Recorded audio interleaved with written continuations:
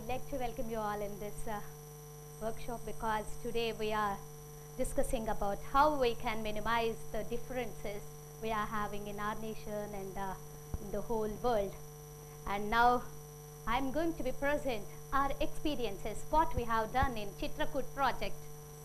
So first of all, I again welcome you by these lines.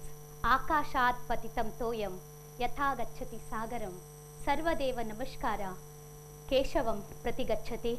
In Madras and near about Madras, Chennai, so many gods we call with different names, but my namaskar goes to that God only who praises, who gives energy for us. From these lines I start my presentation. Nick. So the concept of accepting differences, that is, it's not our differences that divide us, it's our inability to recognize, accept and celebrate those differences. Our greatest strength as a human race is our ability to acknowledge our difference. Our greatest weakness is our failure to embrace them. So it's not a new concept for India.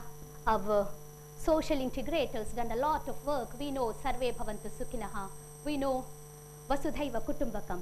So they done a lot of work to minimize these differences.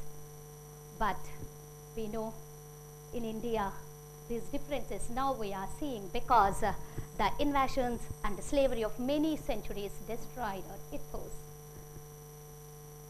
So for that, the factors responsible for that, that is cultural, religious, racial, linguistic, ethnic, behavioral and attitude, generation gap, materialism and individualism. These are the factors. So the consequences for that, the results we can see. Nobody wants to minimize these differences because everybody is afraid about all these things. That is, that discrimination and all these things. At first, I want to give only one example. At first, we sit together in our homes and we watch the TV. But now, what's going on?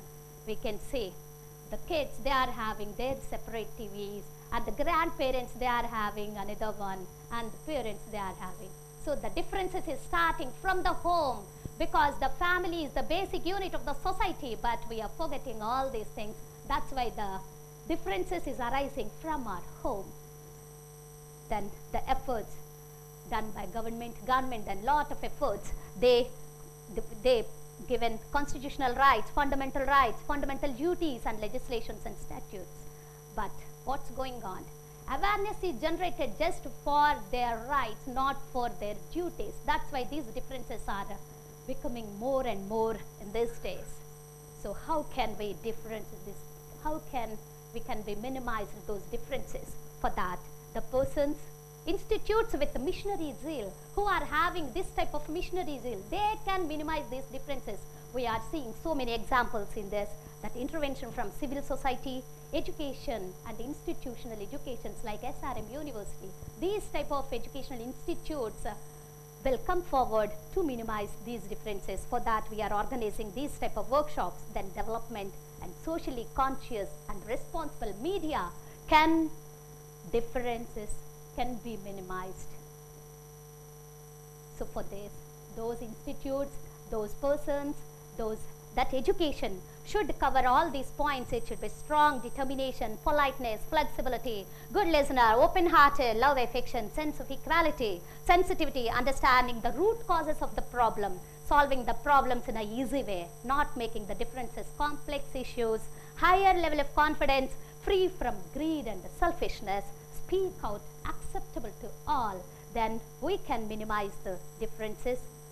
And thanks to Almighty God, because we are different, then this world is looking beautiful. So the persons who are having this positive approach, they can minimize these differences. I want to show Mahatma Gandhi's quote, that is, you must not lose faith in humanity. Humanity is an ocean. If a few drops of the ocean are dirty, the ocean doesn't become dirty. This type of approach is required nowadays. Then the problems should not persist. This is the talk of Dr. APJ Abdul Kalam. These type of positive approaches are required nowadays. Now I am coming to our successful experiments which we have done in Chitrakoot Project. Chitrakoot was the area, in that area, so lot of differences were there, casteism and the problem of dacoit and poorness and richness, lot of problems were there. But the founder member of Honorable Nanaji Deshmukhji, with his missionary zeal, I do not live for myself, I for my kith and kin. My kith and kin are those who are oppressed and neglected. With this missionary zeal, we have done lot of interventions. How we minimize those differences, I want to show those interventions. For that, the base is integral humanism. We know about all the isms, communalism and everyism, but there is an alternative, that is integral humanism, which was propounded by Pandit Deen Dayal Upadhyay ji, and that is holistic and integrated approach model. Body, mind, intellect, soul is there.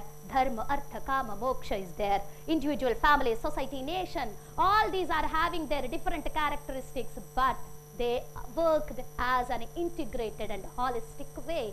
So this is about integral humanism. On the basis of that, we have done lot of interventions in that, but our tools were education and development. So education and development are two major interventions that create conducive environment for differences to be acceptable. So the first intervention, that is identification of root causes. We have to sit with the people at ground realities, then we can get the root causes. The next intervention, what we have done, we listen about the family. So the Bal Sanskar and Garbhastha Shishu Sanskar we have provided in all over that area. We are covering 500 villages to make them self-reliant. We done these experiments and these interventions and educating children to embrace the differences. Then it starts from children, family and schools and institutes like that.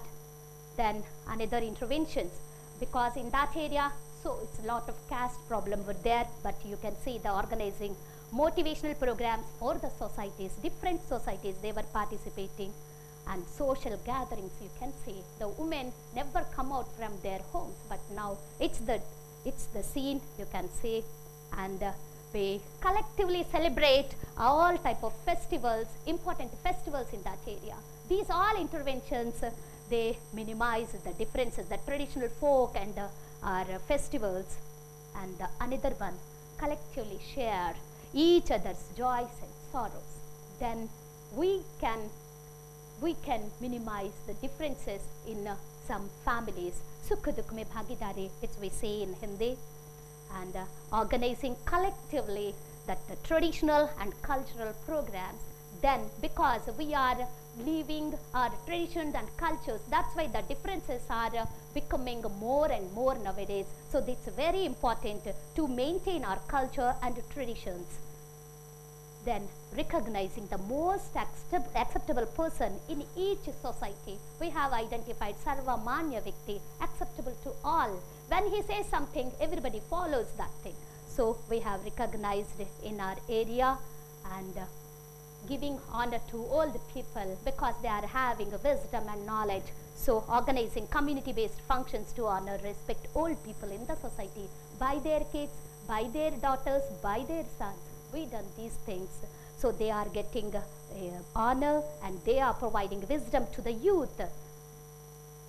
And another thing, in between you can say, here's Honorable Nanaji Deshmukhji. He is the founder of the Deen Dayal Research Institute. At age of 94, he is in a campaign to make the society free of unhealthy habits.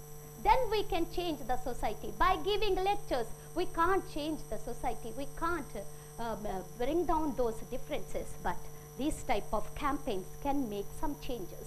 And organizing collective feasts, you can say how we are mitigating these differences. Then the President of India, Dr. APJ Abdul Kalam ji, visited our place and he had a lunch with our tribal people. This type of differences, you can see, this is the thing. So when we do something for the society without any selfishness, it makes some difference. It gives some results. These all are tribal people. Near about 10,000 people were there in front of him, and he experienced people's initiativeness and performance is more and more important. That was his observations.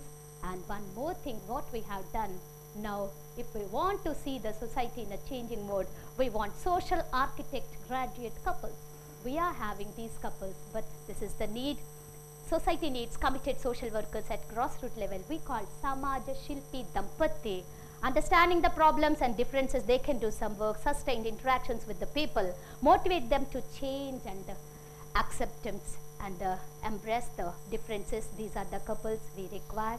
Then I want to say, because you all are youth, you are having a good energy and you are all educated people, but collectively youth can transform the society, because we are the youth and Nanaji was a 90 years old man, but collectively we changed that society. It's our hope, and it's which we expect from youth, that is collectively you can transform the society.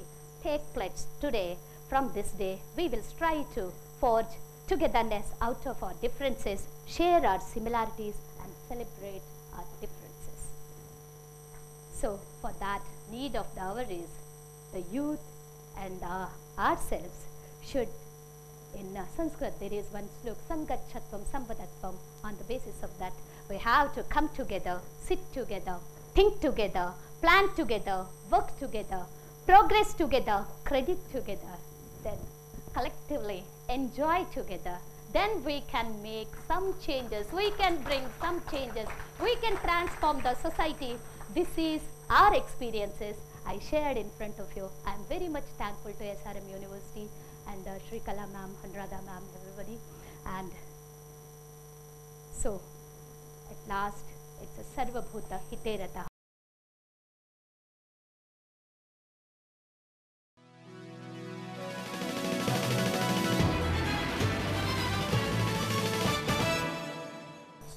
By the game of life.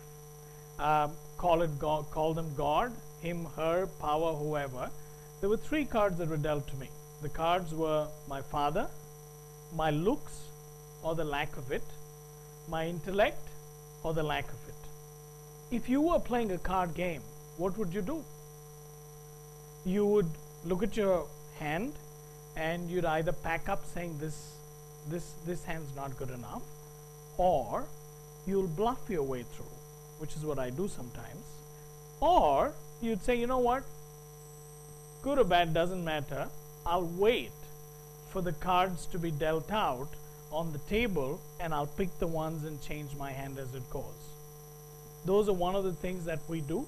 We play our game of life like that. We get dealt cards, our looks, our parents, our education, we get all of those and we choose to play them in either one of those ways or in all of those ways. But you know what? Most of us, while this is being played out, there is an unknown dynamic that comes into place. It starts in the periphery, but slowly starts taking over. What happens when you're playing a game of cards? Some of us start believing that the hand that's been dealt to us is not good enough. And therefore, what do? We said, can I change the place where I'm sitting? This is not good enough, right? Or we say, you know what? If my wife deals the cards, my hand is always good. Sometimes if my neighbor's wife deals the cards, my hand's always good, right? I have a very silly habit. Every time I need a joker desperately when you're playing rummy, I'll call my son and say, please pick the card because I'm hoping that I'll pick a joker. It's as silly as it gets. This is what I call the Ireland syndrome. When we start getting distracted, we fall into the Ireland syndrome trap. Let me take a while, because if you Google, you will not find Ireland syndrome to explain this through a story. This was 2011. My son Agastya, who at that time was 7 years old, and I were watching the World Cup cricket match in Bangalore. India was playing Ireland, and what can I say? India, being India, was playing badly against Ireland. A match that could have been easily won looked like was going away. I looked at my son. This was his first competitive match that he was watching in a stadium. He looks at me and he says, "Appa, I hate Ireland." And I look at him and say, "Why do you hate Ireland, Agastya? India is losing." He said, "Appa, Ireland is playing well and India is losing." So, you know, when you look back, That is what most of us do. And that is when the Ireland syndrome came in place. When we start blaming others for our failures, when we start deflecting instead of reflecting, that is when you fall to the Ireland syndrome trap. I fell to this trap to myself. My father was my Ireland. You know, my father in his all was a wonderful person. Despite his Dravidian pride, he sent me for Hindi classes. He sent me for typing classes. Some of you young guys won't get it. When we were growing up, every self-respecting middle-class person went for typing or shorthand classes because at least you'll get a PS job. Each push of his made him from a small Ireland to a large continent until the breaking point happened. I did my 12th, brilliant results, even if I say so myself. I received a call from my dream college saying, you've been waitlisted, Ilango. If you paid 10,000 rupees, we'll keep you in the waitlist. The villain wasn't far away. He said, no, I can't pay 10,000 rupees. You're not going to do it. Then worse, he says, I cannot pay 100 rupees to allow you to apply for another dream college that I wanted to apply. Something snapped within. I said, to hell with you, Dad. I'm going to do what I want. I spurned every engineering college offer that came after that and did what no self-respecting South Indian middle-class citizen will do. Spurned engineering and took hotel management. My mom was flabbergasted. She said, oh my God, this is my son's 7-year shani in the horoscope that is playing out. What do I do? My grandmother's biggest worry was, Ayo, who will give you a girl now? Nobody will marry a waiter. You know, despite all this nonsense, things worked out well. I got a great job, made some decent money, did marry a very pretty girl, and my game of life was playing out. But what I didn't realize is that was the periphery. In my Ireland taking over, in my urgency to spite my own father, had bundled my dreams and aspirations as I was moving on. The drama did come to an end, but it did come to an end with another drama. Things were working well. I had a pretty wife, an adorable son, and just when we thought nothing could go wrong, a chance X-ray detected a growth in the lung. And the worst came true, and they said, Ilango, you could be having lung cancer. Everything came crashing down around us. I'll tell you, for you, at that